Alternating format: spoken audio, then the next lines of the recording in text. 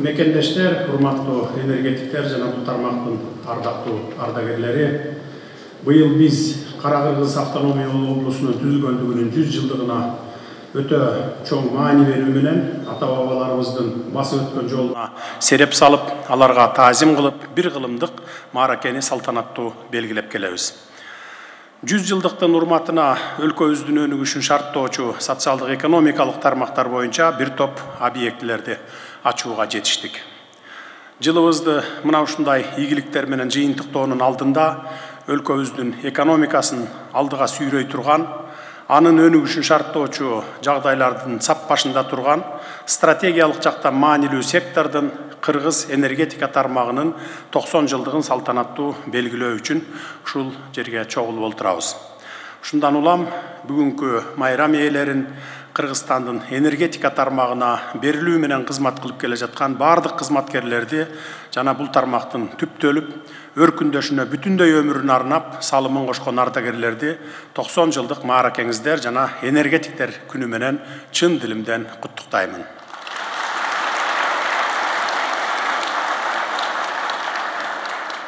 Урматтуу мекендештер, бардык учурда, бардык өлкөлөрдө энергетика мамлекеттин стратегиялык тармагы болуп келген жана мындан ары дагы боло бермекчи. Бул олуттуу сектордун өнүгүшүнөн бүтүндөй бир мамлекеттин экономикасы, жарандар менен бизнестин бакубаттуулугу жана коопсуздугу көз каранды. Кудай берген куттуу жерге биз Кыргызстандын Борбор Азия чөлкөмүндөгү негизги артыкчылыгы суу башатында жайгашкандыгында деп сыймыктануу менен дайыма айтып келебиз. Натыйжада өлкөбүз бул чөлкөмдөгү суу энергетикалык ресурстардын генератору болуп саналат. Кыргыз энергетикасынын тарых таржымалына сар эсеп салсак, алгач дизель отуну менен иштеген станциялар жана чакан кестер болгонун көрүүгө болот. Бул өз-өзүнчө иштеген станцияларды бир система катары чогулткан Трест 1934 жылы Фрунзе мамлекеттик электр станциялар бирикмеси болуп түзүлгөн. Мына ошондон тарта бирдиктүү система катары Кыргыз энергетикасынын тарыхы башталат. Мына ушул тармактын суугуна тоңуп, ысыгына күйүп, аны алдыга жылдырууга баа жеткис салым кошкон бул тармактын ардагерлерине дагы терең ыраазычылык билдире кетели.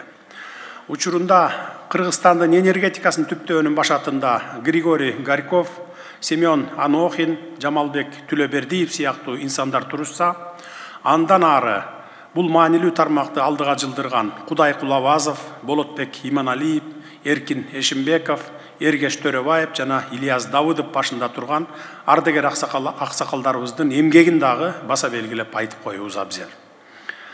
Дээрлик бир кылымдык мезгил аралыгында энергетика тармагындагы кыйынчылыктар менен ийгиликтерди жон терисинен өткөргөн кадырман аксакал ардагерлер Кыргыз элинин бакубатчылыгы үчүн көп жылдар бою кызмат кылып келе жаткан ири кестерди, энергетика инфратүзүмдөрүн куруудагы эмгегиңиздерди биз жогору баалайбыз. Урматтуу мекендештер, дүйнө жүзүндөгү өнүгүү ар тараптуу ыкчам жүрүп жаткан азыркы мезгилде электр кубаты пайдаланылбаган жер, колдонулбаган тармак жок.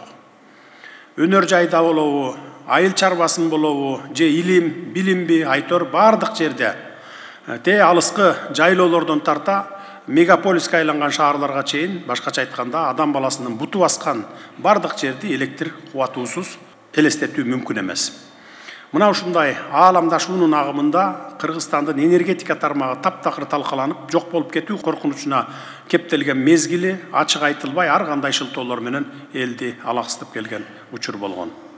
Тилекке каршы дээрлик 30 жылдын ичинде республикада жаңы кестер курулбай, энергетикалык жабдуулар жаңыланбай, күн жана шамал станцияларын мындай кой курулганына 60 жылдан ашып, агрегаттарынын колдонуу мөөнөтү бүткөн Токтогул ГЭС каскады менен Бишкек жылуулук электр берүү борборун зордоп эле иштетип келиптирбиз.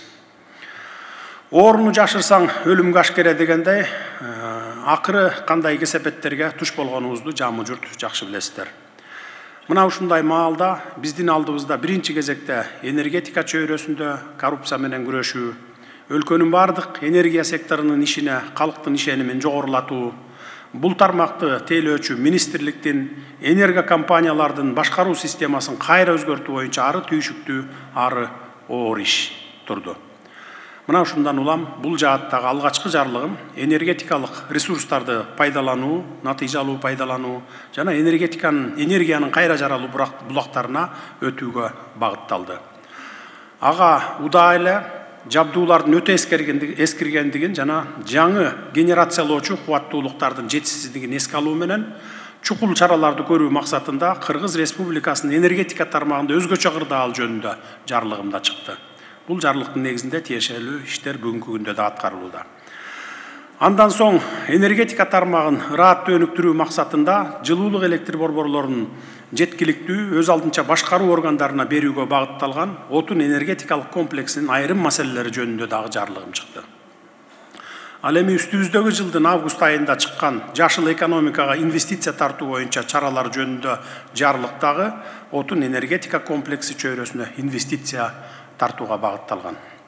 Мына ушул сыяктуу маанилүү документтерди ишке ашыруунун алкагында акыркы жылдары энергетика тармагында бир катар реформалар жүргүзүлүп жатат.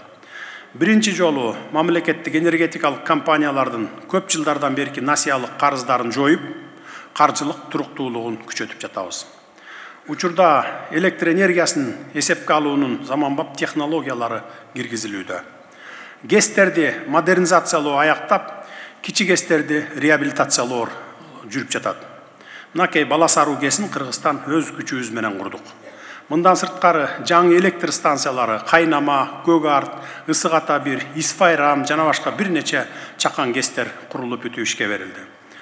Папан жана Орто Токой суу сактагычтарында дагы ГЭСтер салына баштады.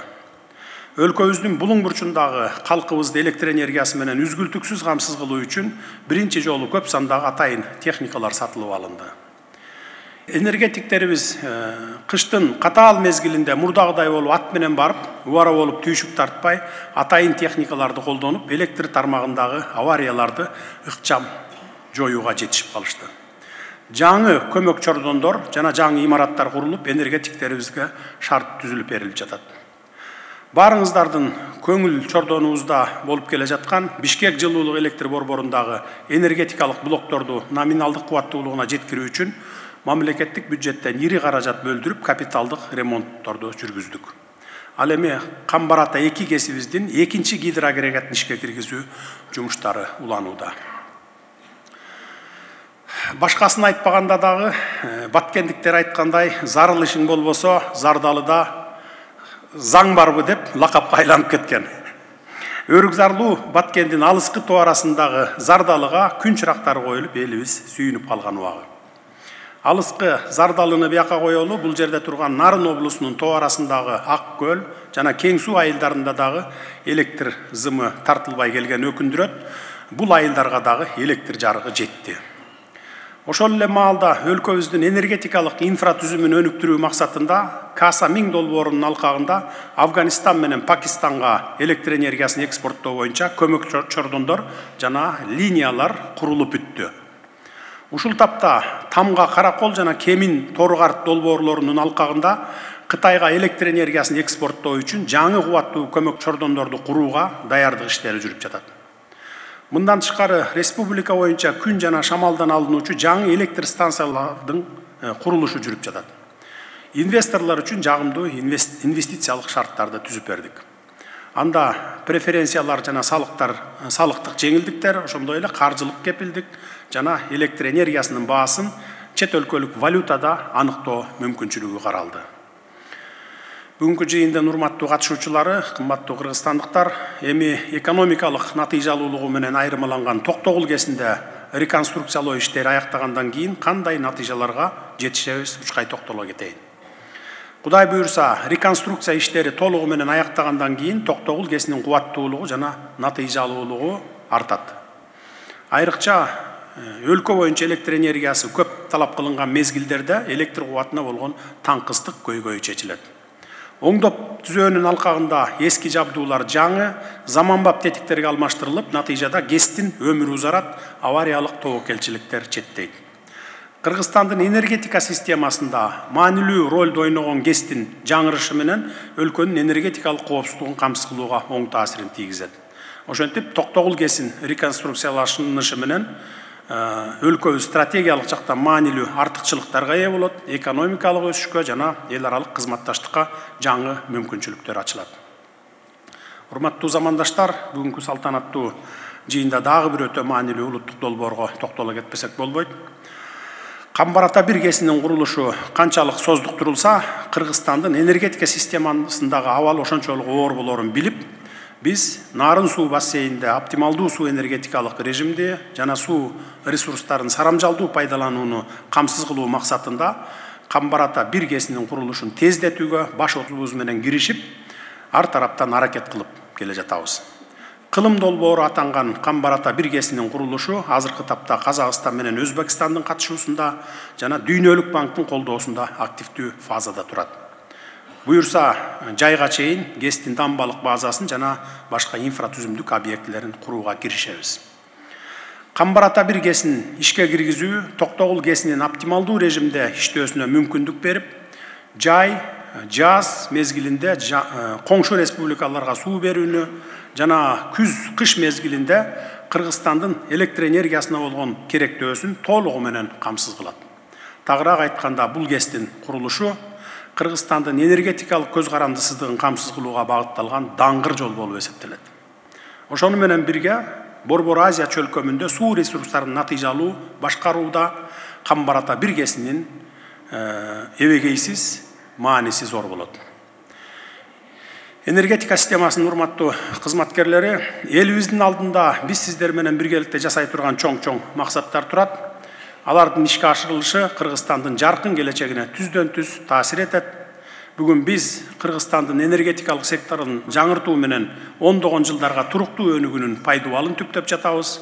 Учурдагы электр энергиясынын тартыштыгын жоюу бул жөн гана экономика маселеси эмес, бул миллиондогон жарандарыбыздын ыңгайлуу жашоосун жана өлкөнүн энергетикалык коопсуздугун камсыз кылуу маселеси болуп эсептелет. Ошону менен катар Борбор калаада жана башка шаарларыбызда жаңы жылуулук электр борборлорун курууга өзгөчө көңүл бурушубуз керек. Мындай долбоорлор биздин ички муктаждыктарыбызды гана канааттандырбастан, шаарларыбыздагы экологиялык абалды да жакшыртат. Билесиздер, Кыргызстан энергетикалык зор потенциалга ээ өлкө. Кудай берген мындай мүмкүнчүлүктү туура колдонууда биз жаңы кубаттуулуктарды ишке киргизүү үчүн инвесторлорду активдүү тартышыбыз зарыл. Өлкөбүздүн кайсы аймагы болбосун, заманбап энергетиканын артыкчылыктарынан пайдалануу үчүн электр жана жылуулук тармактык инфратүзүмдөрдү ыкчамдата өнүктүрүшүбүз кажет.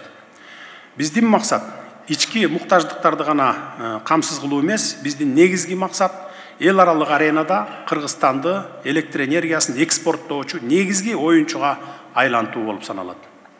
Мына ушул сыяктуу реалдуу ишке аша турган улуу мүддөөлөрдү көздөө багытында жасалып жаткан иштерибиз, түзүмдүк реформалар, курулуп жаткан чакан ГЭСтер, улуттук долбоорлор баары урматтуу энергетиктер, мынакей сиздердин талбаган аракетиңиздердин аркасында ишке ашып жаткандыгын баса белгилеп айта кетейин. Кыргызстандын энергетика тармагын өнүктүрүүгө жана кийинки муундарга татыктуу мурас калтырууга кошкон эбегейсиз салымыңыздар үчүн өзгөчө ыраазычылык билдиремин. Сиздер Кыргызстан энергетикасынын жүрөгү, алдыңкы күчү жана негизги таянычысыздар. Урматтуу кызматкерлер, слесарлар, монтерлор, мастерлер, инженерлер жана башка бардык кызматкерлер, сиздердин күнү-түнү тыным албаган мээнетиңиздер аркасында ар бир үйдө жарык, жылуулук, ал эми өлкөбүздө туруктуулук жана өсүп өнүгүү болуп келе жатат. Өлкөбүздөгү жаңы энергетикалык доор Кыргызстандын энергетика тармагын эле жандандырбастан, мамлекеттин экономикасын, өнөр жайды, транспорттук инфратүзүмдү өнүктүрүүгө, жакынкы келечекте өлкөнүн кубаттуулугун камсыз кылууга жол ачат деп бекем ишенемин. Кесиптик майрамыңыздар жана 90 жылдык мааракеңиздер менен дагы бир жолу куттуктаймын. Тер төккөн мээнетиңиздердин акыбети дайыма кайтып турсун. Бар болуңуздар. Рахмат.